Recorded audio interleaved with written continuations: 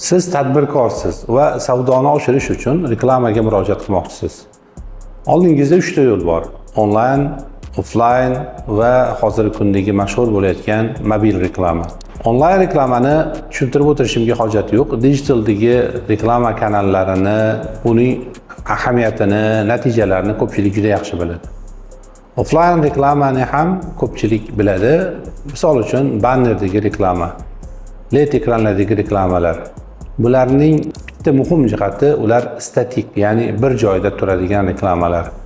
Va 99% odam bu reklamalarni reklama ekanligini yaxshi tushunadi. Mobil reklamaning ustunlik tomoni shundaki, bu joyda siz xaridoringizga reklamangizni ko'rsatib yetkazishda ko'proq axlatga, qamrovga ega bo'lasiz.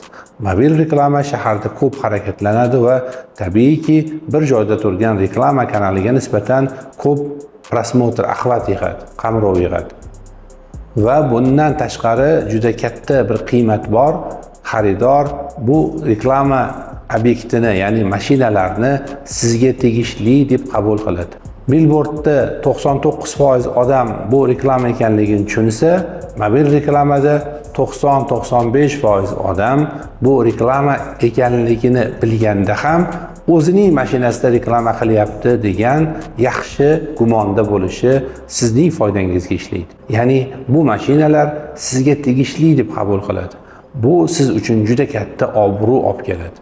Shuning uchun men sizga astoydil Marjon kompaniyasi taqdim qilayotgan xizmat mobil reklamani tavsiya qilaman.